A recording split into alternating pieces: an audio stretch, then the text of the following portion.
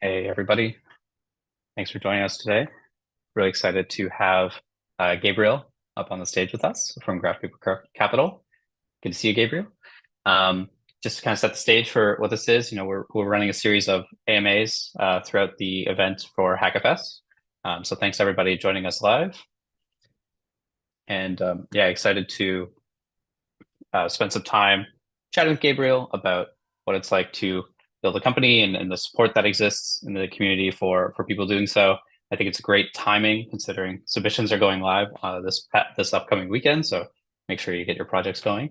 And I think it's just perfect timing to chat about that next step when you're able to go from hackathon project to real life project. So yeah, Gabriel, welcome to the stage and excited to have you.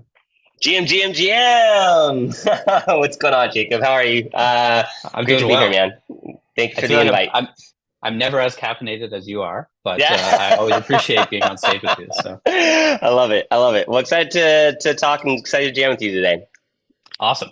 Well, cool. Well, I mean, let's jump into it. I think, we're going to Sure. spend probably the lion's share of the time chatting about, just sort of like what the builder support network looks like in the ecosystem. But Yeah. maybe just before that, just to kind of set the stage, love to kind of hear a little bit more about, what brought you into the community and maybe if you want, share a little bit more about, what you're working on right now at Graph Paper Capital. Yeah, definitely. Um, yeah. So eh, I've been a founder and entrepreneur since I was like 18 years old. I started my first company with two friends in college. I'm going to date myself a little bit, but it was a webzine in the underground music scene that was taking place in Amazing. Southern California called ocpartyscene.com. Um, in some way or another, I've kind of been building projects, hacking, creating startups and projects, being an entrepreneur, basically all of my career. I did do a brief tour of duty in finance, years of a misspent youth in finance, institutional cash management, Merrill Lynch. But um, you know, I love entrepreneurship. It's kind of been at the core of who I've been, for a very long time. Um, I came into crypto in 2018, the end of 2018. And for those of you that have been around, for a long time, you'll remember that was just the beginning of like a massive bear market. And part of that, I had gone in house at a digital media agency here in New York called VaynerMedia. I was an EIR. I built a couple of companies that were incubated inside of that company. I built our growth engineering team. And so, I was spending a lot of time with early stage startups in Web2, a lot of direct to consumer companies. And I was playing in the underbelly of the Facebook ads targeting ecosystem. And, um, I had a good friend that had gone to Consensus, and there were a lot of I was familiar with Bitcoin. I kind of like bought some Bitcoin in 2016, 2017, somewhere around that timeline, and I was getting very tired of kind of Web2 legacy tech. I did not want to help another consumer brand figure out how to use first party data in order to build, customer acquisition channels and engagement channels. And as I was kind of like spending a little bit more time looking around what was happening within the blockchain sector, specifically Ethereum, and what was taking place at Consensus, I felt like this was an opportunity. This is an Mm. emerging frontier. It was an opportunity. I mean, imagine being able to go back and rebuild the internet circa 1998, but putting a native digital currency business model in place as opposed to doing these like very manipulative advertising, which is where I spent a lot of my years in all of my startups and when I went in house at Vayner. And so, the appeal of being able to be at the frontier and have the opportunity to re-architect the internet and make it a more fair, open, interoperable ecosystem where users are in control of their data, they're in control of their finances, they're in control, pushing control to the edges of the nodes of the network. There was just a lot of appeal around that. So, I had a friend who convinced me to give up my Web to, entrepreneurial, pursuits to come and build in this new crypto ecosystem. And, and just as I was entering into Consensus, the bear market was hitting, and I did have a moment where I was like, man, holy cow, what did I do? Like, was this the right decision? Timing. But yeah, timing wise, but man, there were just, I was in a building with like really smart people. You had like, very thoughtful monetary, experts kind of with like these hacker indie, pirates. And that combination was just, it was too appealing. And so, that's kind of that's my crypto journey. That's how I got, red pilled and brought into crypto, and I haven't looked back. I was at Consensus from 2018 to 2022. I helped start and oversaw for 3.5 years Tachyon, which is an early stage accelerator that we incubated inside of Consensus. I had the good fortune of backing some amazing founders. I was first check into a lot of companies, a lot of great companies that got their start at ETHGlobal, funny enough. I was going back through the list to remind myself, Huddle01 and CoinShift and Valus and Parcel and Powerloom, who I think, Push Protocol, like a lot of great companies. And, there was not a lot of support for early stage builders back then. And it was just really great, kind of trying to help founders think through, what does rebuilding that product market fit playbook look like in a crypto native world? And so I think we ended up investing in over 65-ish companies. They've collectively raised, more than 150 million at close to $1 billion in total valuations. And then in 2023, we had this whole idea of building a whole new way of doing venture and accelerator built by founders for founders. Called Graph Paper Capital. If you ever see me, I always have an engineering notebook walking around, sketching ideas. Where we invest in the early stages, pre-seed, seed stage. The idea of backing founders with just a pen, a piece of paper, and an idea is just kind of how we see the world. We did a few unique and novel things with Graph Paper Capital, where we give carry back to our network partners. So we invited over 80 venture partners to join us. But anyways, that's Graph Paper Capital. That's kind of my entrepreneurial journey. That's my crypto journey. Cool. Yeah. Amazing.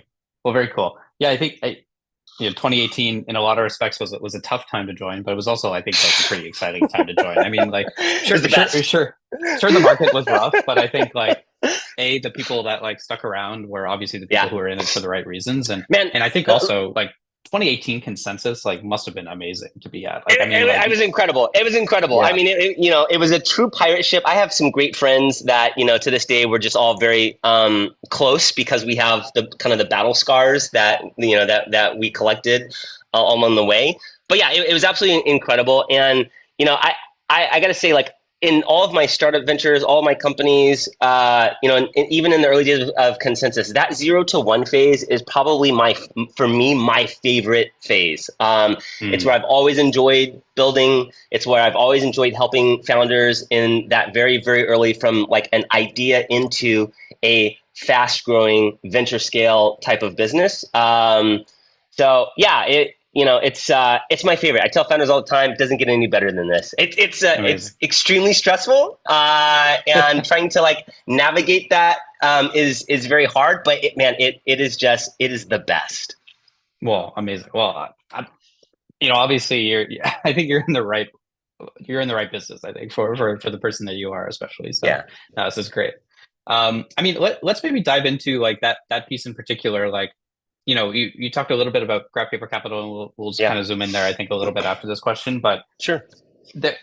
One of the things that's actually, I think, exciting as a builder is like there is actually a tremendous amount of support out there. Like, if you're an engineer and you've had any experience in startups, like you're gonna like recognize that, like, if you have a LinkedIn profile, people DM you all the time. They're like, hey, like this fellowship is starting. Like people want you to build, right? And I think there's like this whole ecosystem of grants, accelerators, venture, fellowships, communities, like basically, like how do you think about kind of this whole spectrum of like developer or builder support, and like basically, like how would I navigate this if I'm somebody brand new to this who's never heard of any of these terms before? Like, how would you sort of walk through these things?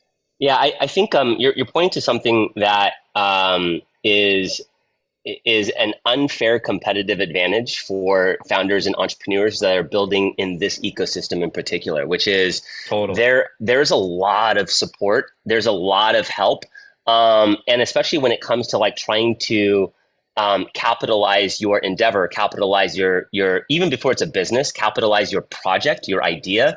There's a lot of non-dilutive capital where you don't have to give up like any equity or upside in the thing, and you kind of get like early customers and users kind of built into some of these ecosystems. You get, really good mentors kind of built into these ecosystems. So, whether you're applying for grants and, various, protocols or ecosystems, or you're joining something like ETHGlobal, which I think is a phenomenal, way to like flesh out early ideas.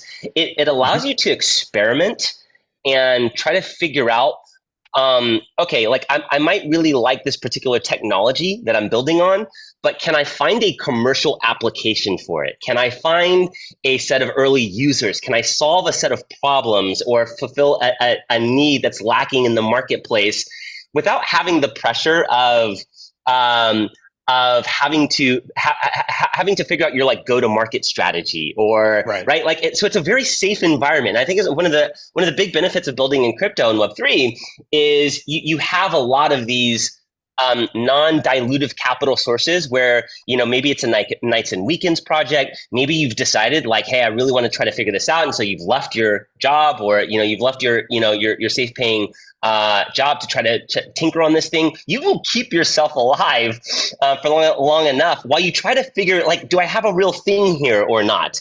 And and I think that's a massively that's a massively overlooked benefit. It definitely there wasn't a lot of it that existed in my days when I was kind of building companies. And I think a lot of really smart founders figure that out, and they figure out how to. I think in Web2 that the analogy is try to get to ramen profitability as early as possible, right? So like where you're not making, we haven't found product market fit, you're not making fuck you money yet with your startup, but you can subsist, you can keep yourself alive on ramen. And I think a lot of the funding options and ecosystems and these built-in networks within the crypto ecosystem is a massive advantage when you're building within this space.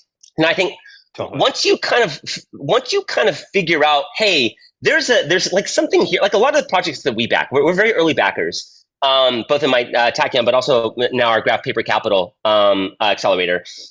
We're comfortable backing a founder with just a technical architecture or just an idea if they have a lot of experience. But lots of times they'll come to us and there's maybe a hackathon project where they've won a couple of hackathons. There's like a thing there. It's not a fully fleshed product yet, right? It's like maybe a feature, but there's a thing there. And so the idea is like when you have a thing that you think, okay, there might really be something here. I've got at least enough signal.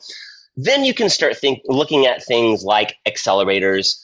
And I can talk about like the difference between like an accelerator or an incubator. People use those words interchangeably. They're actually very different things. Consensus was an incubator. Accelerators are very different.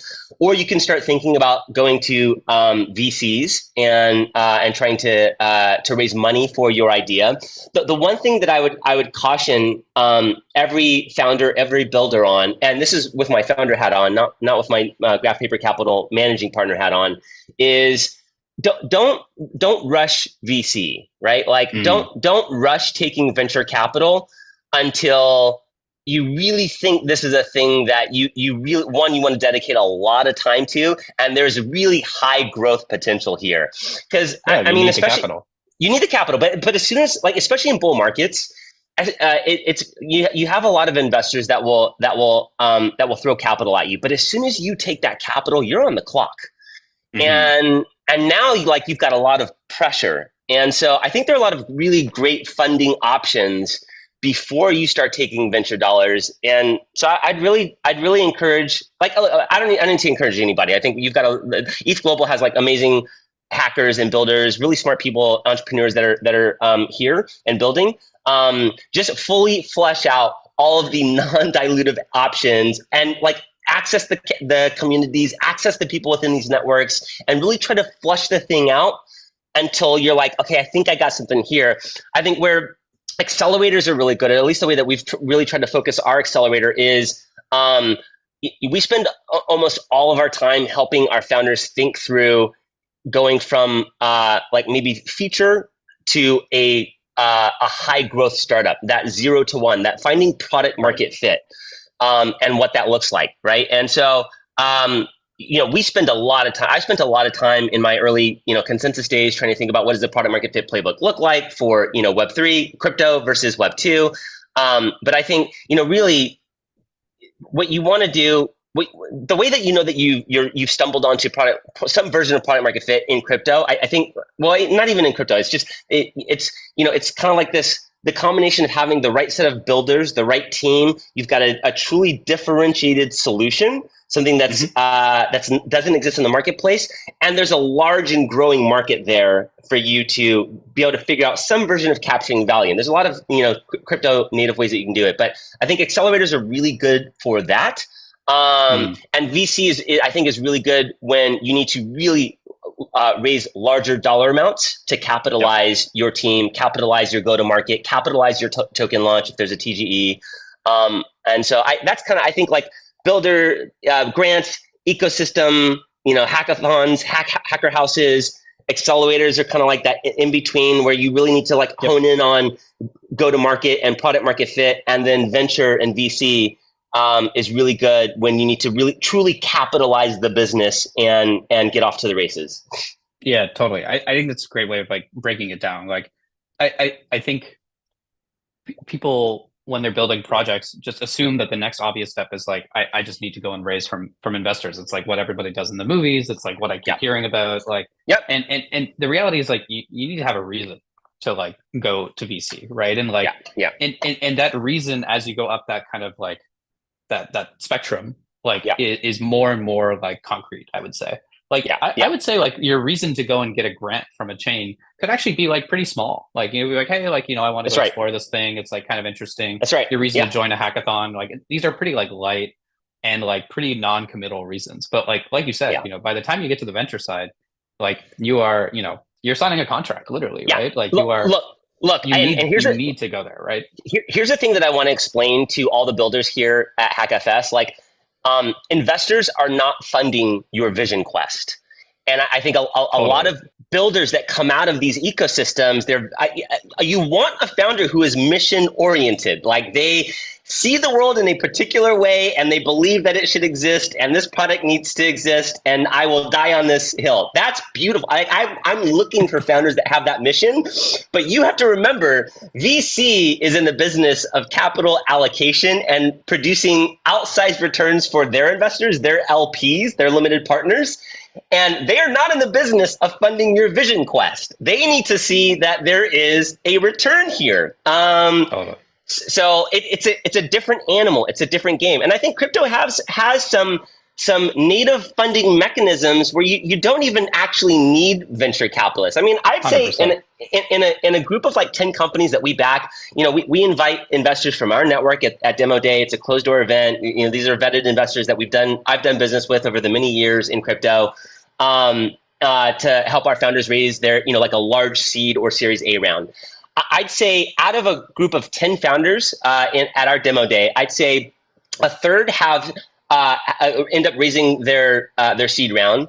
A third are still kind of iterating and they're not quite ready to talk to VCs yet. And then that last third, they've figured out a native way to raise from the community, whether that's a TGE or an NFT launch, and we can talk about different funding mechanisms within crypto. Again, I'm not telling anybody in this audience things that they don't already know, I'm sure. But I think that's also one of the really big benefits of building your startup in crypto, which is you have a lot of funding mechanisms that are available to you. And I think I remember when I first got into crypto, the example that I think a lot of us thought that we were building towards was, imagine if Airbnb was on a blockchain or Uber was on a blockchain, and instead of exiting via IPO, you could exit to all of the drivers and share, amongst your network participants, right? So I think there are a lot of opportunities like that for projects that are building. Anyways, so. Yeah. Well, cool. Yeah. I think on the funding side, you've got to need it, and I think it's very obvious. And like you said, there's a bunch of other things that are happening. Like Filecoin just ran their own version of the retro PGF round. There's the Optimism retro PGF. Like Right. there are other founding mechanisms. Like anyone, for instance, that's been to one of our hackathons and built something on chain, like on Base or Optimism recently, like they qualify Yep. for the newest retro PGF round, right? So I mean, Yeah. there's also these like novel mechanisms that people are building Yeah. that Yeah. are super interesting. Yeah. Yeah. Cool. Totally. Maybe enough about the funding side. I guess kind of curious Yeah. about with Graph Paper Capital, being that interstitial piece between sort of like vision quest, exploration, playing around to like, okay, maybe I actually want to turn this into a company. Like, how do you think about that step, and also like how are you different than maybe either some other accelerators in the space or just in general as a community? Yeah. So, okay. So there's a couple questions in there. I think the first thing is okay. So making that transition from like a hackathon to an accelerator, whether it's Graph Paper Capital, I think there's some other really great crypto native accelerators out there. I don't. Yeah, like I'll shout them out. Shout out Alliance DAO. I think those guys, Imran and Chow and that team, they're amazing, and what they're building is amazing. I think A16Z Crypto Startup School. Shout out to those guys. Like, I think they're doing some amazing work. Seed Club has a particular niche. Shout out to those guys. I think they're doing like some amazing stuff. At Graph Paper Capital, I think our differentiator is one. We put a lot of attention and focus on like finding true product market fit. And like, so like for builders going from hackathon to like an accelerator or even VC, I'd say the biggest, I've seen this so many times backing so many founders that have come out of great, amazing ecosystems like ETHGlobal. Time and time again, I see the big transition for founders that want to transition into venture scale or be able to raise is going from building what you want, like your intellectual curiosity, to actually building something that users, customers want. And so for us, we spend a lot of time when we're evaluating a project trying to understand where does crypto or where do blockchains give this project an unfair competitive advantage, a 10x solution versus either Web3 startups or Web2 incumbents. There's got to be something around where crypto or crypto rails gives this business an unfair competitive advantage. So whether that's in using tokens in terms of your user acquisition, like your go to market, or better governance mechanisms through like governance tokens, or distributed storage cost structure to drive down the cost and compete. I know in crypto that I think this is slowly dying away, but for the longest time, at least in the early days of me being in crypto, there's kind of like this idea of like, we don't have to play by the same rules as Web 2. We're kind of building our own thing. There's this whole new paradigm. And yes, we are building a whole new paradigm, but I think there's some really good best practices that we can still borrow from Web 2. Like, yes. like when it comes down to whether you're a business or a protocol or a dApp or a startup or whatever you want to call yourself, you still have to compete in a marketplace with other options. And all businesses, projects, protocols, dApps, whatever, all have to compete with basically the same attack vectors. You are either competing on price, quality, delivery, customization, something around that where you're trying to build a quote unquote moat. I think composability is a killer moat for a lot of projects that are building in the space. But 100%. You've got to find that unfair competitive advantage because you are competing in a marketplace. And so we obsess about that. I think it is, we obsess about it because I have obsessed about it since I got into crypto. And so we spend just an ungodly amount of time thinking and talking to our founders about that. Where do you have a 10x advantage? How do we really flesh that out? How do we start to how do we figure out how you tease out like the biggest risk in some of your assumptions, especially if you're crypto native, like a DeFi project, like you can't fuck around and find out with people's money, right? Like you've got to have things tighten up. So like, how do you do that? So we spend a lot of time there. I think the other thing that makes Graph Paper Capital really unique, and I don't want to show, you guys can like go to our website and check us out or hit me up on Twitter, but When we set out to build Graph Paper Capital, one of the things that was really important to me, and one of the big insights that I had, building an accelerator previously, is that even 15 minutes with the right person in our network could literally change the trajectory of a startup. I have seen it play out so many times.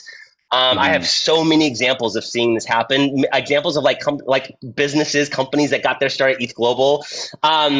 And so one of the unique things that we did is I invited 92 people from our network, founders I previously backed, legal experts, domain experts, just people that I know, not the Twitterati crowd, but like people who are truly alpha for early stage builders. I invited them to join us as venture partners to work with our founders over the course of 3 months. And we carved off a portion of our upside, our carry in these startups to pass back to the network. And we used a couple of novel mechanisms. We were hugely inspired by retroactive public goods funding. So the model retroactively looks back to see who was really impactful for our founders. And we took a lot of inspiration from the HyperSearch team. We built a dual class impact evaluator.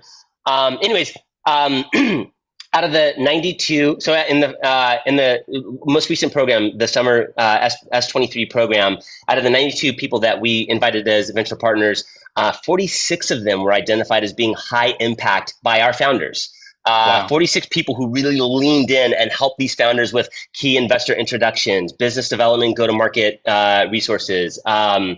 So, it was over a 50% hit rate. So, we're really trying to build the most impactful network for founders, and we want our venture partners who have been vetted by us and through our systems to share in the upside with us. The idea is that founders then come back, they become venture partners, and we really create this circular dynamic, this flywheel of value creation. Yeah. So.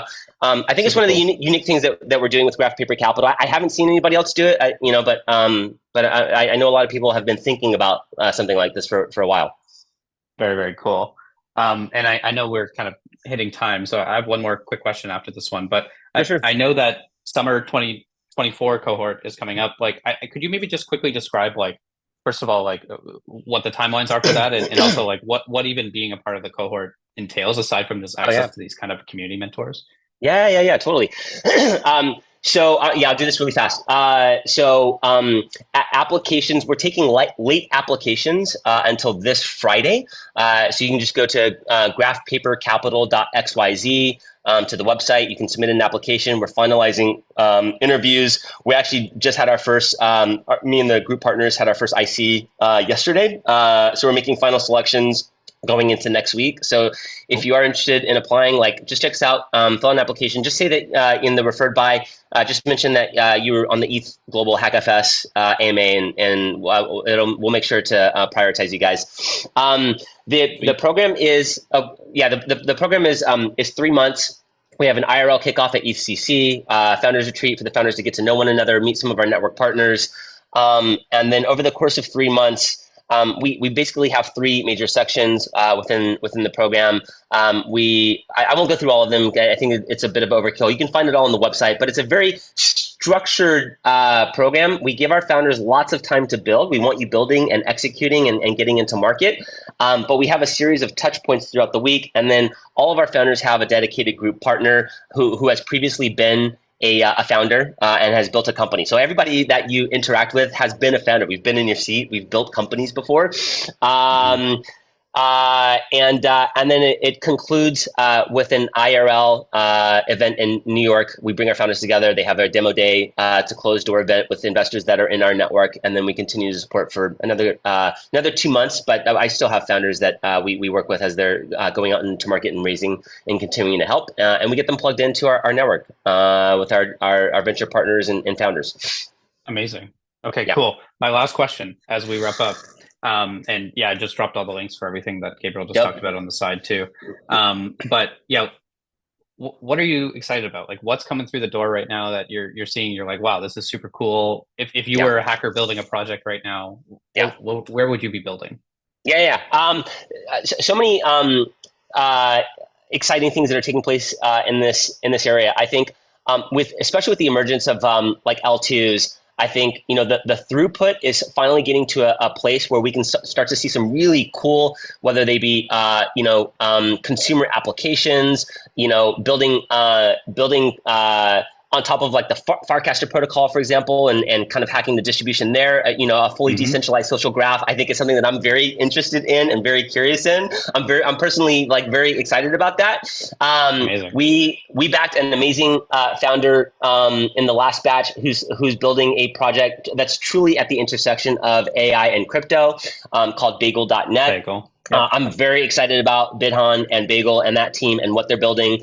I think we have a long way to go, but I'm personally very excited about the idea of blockchains for autonomous agents. I think autonomous agents could use blockchains for identity verification systems and governance models and native currency. There's a lot of building that needs to take place around that still, but that's very exciting. I love new ownership models. I think we're entering the ownership era of the internet. So that's personally just very exciting for me. So, whether they be like marketplaces that can take lower take rates and kind of like pass value back to the participants of the marketplace, innovative new internet native business models, I think are very exciting applications.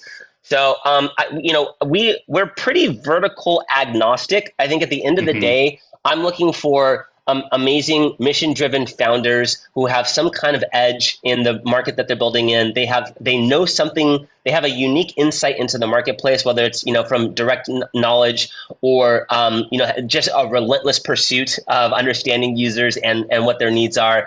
And I, again, like I tell people all the time, I'm a founder maxi. I'm backing founders. Like I could really care less about as long as it's in crypto, I could really care less about your stack. I really care more about like the founder and what they're building, what the unique insight is that they have into the marketplace, and where we think that crypto Rails has a 10x value prop in some portion of the company, from go to market to governing to distribution to what have you. So. Yeah, I don't know. Maybe I'll stop there. Yeah, I mean that's a great list. I mean, it's very, very thorough, so gives people a lot of meat to chew on. Yeah. Awesome. Okay. Well, thanks for going over a little bit, and thanks, of course, for joining us, Gabriel. Really appreciate your time and always your insights and being such a big part of our community. So thanks so much for that. I appreciate it. Yeah, I love the work that you guys do. I'm a huge. I'm also a ETHGlobal maxi, so I always love coming back. If I could be helpful to you or the community, just reach out to me. You can find me on X, Gabriel Anderson, no N, or just you can hit up our website, grabpapercapital.xyz. If we can answer any questions, happy to. Thank you so much, Jacob. It's always great seeing you too, man. Yeah, likewise. Awesome. Thanks so much, Gabriel. And thanks everybody for tuning in. Thanks, guys. All right. Have a great rest of your day, everybody.